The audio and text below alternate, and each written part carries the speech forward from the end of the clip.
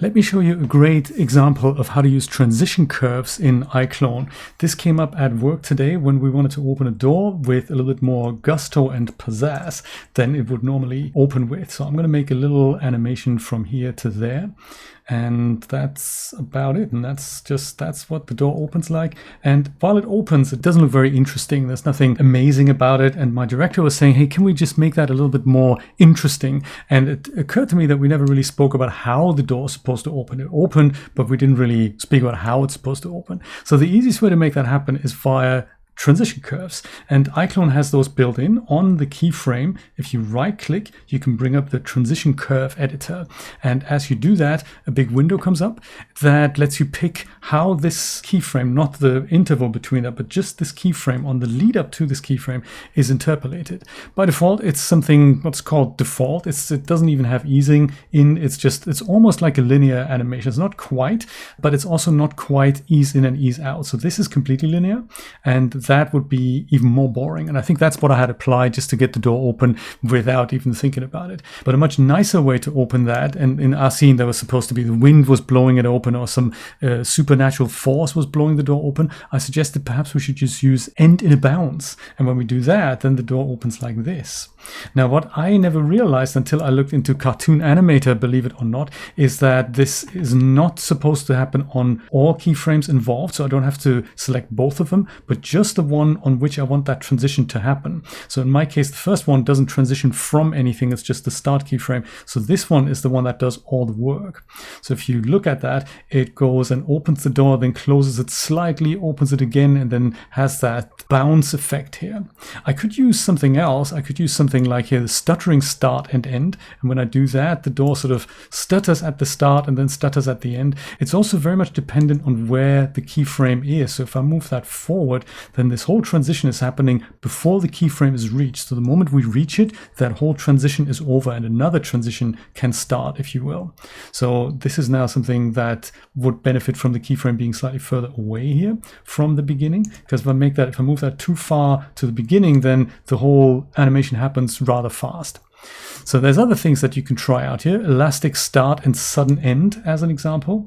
That's also one that probably benefits from a slightly larger transition. And you can see that working really well for characters walking into walls, and they don't just stop. They just go and have this little bounce effect, or something like a gate that comes down and shutters, or a bouncing ball that comes down, doesn't just land on the floor and then stays there as if it was made of a soft material. Shutter start. So there's all kinds of things that you can try out. But we decided on end in a bounce. So if we do that, and we make it a little bit faster here, that's our transition. But you'll notice that if I just close that window down, there's really nothing else on the timeline that I can see that I could now adjust. So if I wanted to make tweaks with the curve editor, for example, there are really no keyframes here. And that is because this is all interpolated live and on the fly. So if I wanted for that to become an actual motion clip, I can go up here to animation and choose flatten all motion with constraint. And when I do that, this whole thing gets turned into that motion clip down here. And that can now be saved, or I can also go and say, maybe I'll turn the manipulator off here. If I wanted to make that a bit slower, I can just go and click this icon and go and make that maybe 75%. And now the same animation happens, but it happens a little bit slower. If I wanted some control, or if I maybe wanted the beginning faster and the end slower, I can go and break that clip maybe here, Control B, and then just move that over. Maybe this one can then be extended here, make that 75%, and then I'll follow it up with that. So all those things are now possible. There's something else that I thought I'd bring to your attention because I found that greatly confusing. I'll just go and undo all this so I have one clip here. There's still no real way for me to see the keyframes, and that's one of those iClone things in which iClone sort of hides these things from the user so that you can make overrides but don't actually have to tweak the underlying motion or deal with the underlying keyframes. And if you ever wanted to do that, if you do want to adjust the underlying keyframes, say with the curve editor as an example, I'll bring it up by right clicking on it and choose the curve editor, and also bring up curve editor. Oh yeah, that's perfect. there are just no keyframes on here visible right now. So to make them visible, we actually need another window, and I wasn't quite clear about that. I thought I'd make a little mental reminder for me here. We need the animation layer window, and that's over here. And here you can now see that we do have a base motion that's currently locked, and we also have a base layer on which we typically make our overrides. And when I select that, I can see that there's now keyframes here. I can't select anything, mind you, and that's because the base motion layer is currently locked, and that's so that I don't accidentally ruin anything that is there that I don't want to ruin. But if I unlock that, look what happens now. This becomes available, and there's really nothing in the position X, Y, or Z position here. They're all the same. The only thing that I'm changing here is in fact the Z rotation of the door. So if I go and close that down and go to the scale is also not affected, but Z rotation, that is the one that's affected. F frames this up nicely. Now I can see my motion here. That is exactly what my motion does. But also notice that there's a lot of keyframes here, and while I could go ahead and make adjustments here by just selecting one of these things, it does sort of ruin the motion into something that I might not want to do. So if I want to adjust this, it would be better for me if I had less keyframes. And there's something else we can do. Thankfully, iClone provides that, and that is to let me sample this clip onto another layer. And that is actually much nicer because it offers two ways to do that. So it either offers to transfer this original motion onto a separate layer as it is, or sample it so that it reinterpolates the curve. So let's do that by right-clicking here, and then there is sample animation clip, and there's two options here. There's sample, and there's sample all parts per frame, and that option is going to look exactly like my base motion here. So it'll have a keyframe on every frame, and that's difficult to adjust.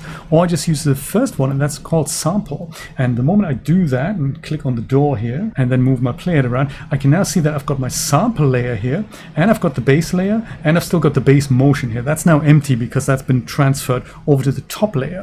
And that now looks very different. So if I go back to my Z rotation here and press F, then I can see that I've got much less keyframes now, and they're easier for me to adjust and make changes to. So since this is about transition curves, let me show you, and we'll just look at it from an angle like this here. Let me show you another example where we can use transition curves. It's on one is the actual transform track in the timeline, but I can also go and pick something like this keyframe here, go and right click and choose the transition curve presets from here. So the same window pops up, and I can now go and add maybe another bounce here. So I can make quite the funky motions that really originated just from one single keyframe. So I don't want to completely ruin it, but you can see where this is going. So I can go and select the keyframe here and then pick something like that, and then maybe go and select this one here and go and pick that, and that now becomes a really, really tricky and intricate motion. Or of course I can go in and move these around, reinterpolate values, or whatever I want to do. I can go and add keyframes in the middle here if I want to do that, and make all kinds of crazy bounces out of my poor door animation. I mean, look at that. This is now looking as if it's controlled by an alien or something. But so it's maybe a little exaggerated example here. But yeah, that's all the stuff that you can do with transition curves. If you wanted to smooth it out, there's filters for that. You can go and select the bunch of keyframes that you want to maybe make a little bit smoother, and then right click on it and go to filter, and then you can either optimize or smooth, or you can use that Butterworth smoothing that they were talking about. This is good to clean up mocap in which you have something like wobbly knees or anything like the head going to the side because there's some sensor issues on a frame or two, or you can go and reinterpolate the curve. So this is all kinds of stuff that you can do with this, and hence it's really nice to have access to keyframes directly. And then we can go preview mode. Is that something that I want? Yeah, look at that. That's sort of this bizarrely nice. Let me go and apply that first, and then we'll go and apply that around these keyframes maybe as well. Once again, filter, smooth, preview mode. That's what it would look like. Yeah, that's great. I'm happy with that. My director wouldn't be, but I'm super happy with that. And that is how you do that. I thought I'll let you know and make a little mental reminder for me and my future self, because I'm sure I'm going to forget that. Oh yeah, one other thing that I didn't want to forget. Now that we've messed with this, we've got several layers here. We have basically no base motion anymore. How do I turn all this back into a usable clip that I can save to my library or maybe export to Unreal Engine or something? That is also possible. We can go and right click on the clip here, and say flatten animation clip. And when I do that, all these things get baked together. So now my sample layer is empty, my base layer is empty, and I've got my base motion layer that has the animation just like I have tweaked it here. And then I can go and lock it again, and now nobody can make changes anymore. That's how you deal with keyframes and these fascinating transition curves.